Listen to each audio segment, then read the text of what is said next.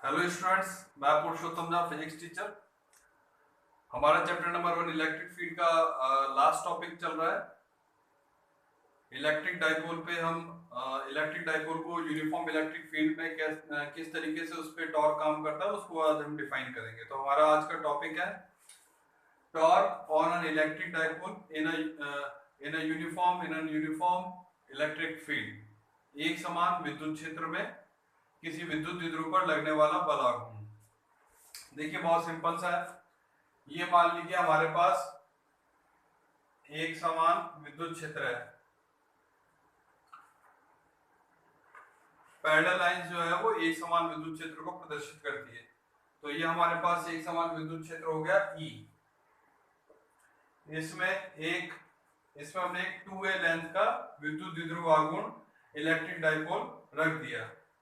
2a length का एक विद्युत द्विध्रुव रख दिया हमने, जो कि थीटा एंगल पर है। अब हमें इसमें टॉर्क फाइंड आउट करना है। यहाँ पे ये चार्ज रखा है -q और यहाँ पे चार्ज रखा हुआ है +q। और ये डाइपोल जो है इसमें रोटेट कर रहा है एंगुलर वेलोसिटी ओमेगा से, मान लीजिए ये रोटेट कर रहा है। ये पॉइंट हो गया A और ये पॉइंट हो गया B। तो हमने फॉर्मूला पढ़ा था E = F/Q। तो F = QE। F = QE एक इंपॉर्टेंट फॉर्मूला है। यानी कोई चार्ज Q किसी इलेक्ट्रिक फील्ड E में रखा हुआ है तो उस पे इलेक्ट्रिक फोर्स काम करता है, जो कि होता है QE। F = QE। तो यहाँ पे इस +q चार्ज पे भी एक फोर्स काम करेगा, प्लस का QE, और -q चार्ज पे भी फोर्स काम करेगा, माइनस का QE। तो हम जब टॉर्क फाइंड आउट करने जा रहे हैं तो हमें पता है टॉर्क जो होता है वो होता है force into perpendicular distance from the reference point या फ्रॉम द रेफरेंस लाइन। हमने 11th क्लास में पढ़ रखा है कि टॉर्क जो है वो होता है force into perpendicular distance from the reference point.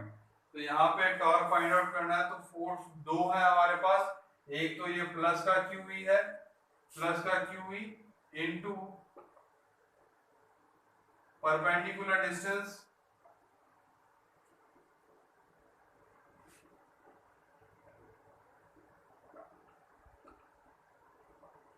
From reference point,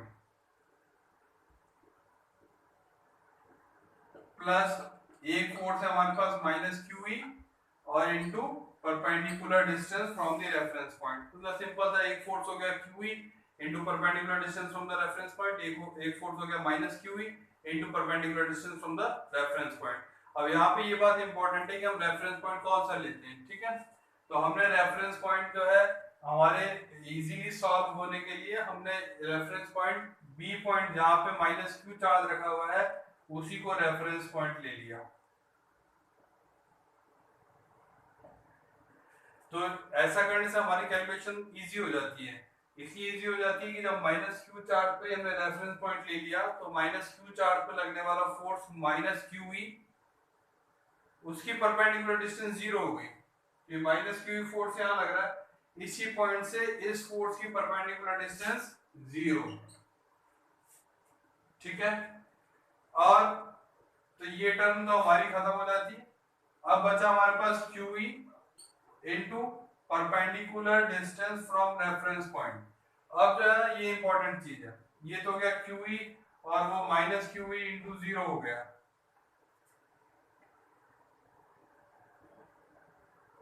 -QE into 0।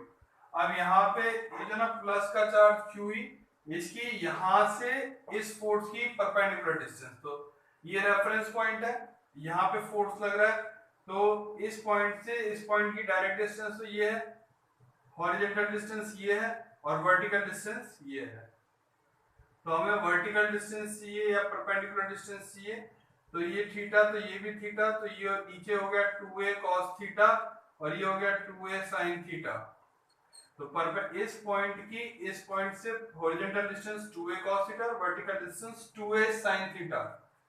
तो यहाँ पे ये हो गया 2a sin थीटा। Q और 2a को हमने एक साथ लिख दिया, Q into 2a E sine theta plus ये 0 हो गया। Q इंटू 2a को हम P कहते हैं, इलेक्ट्रिक डाइपोल मोमेंट P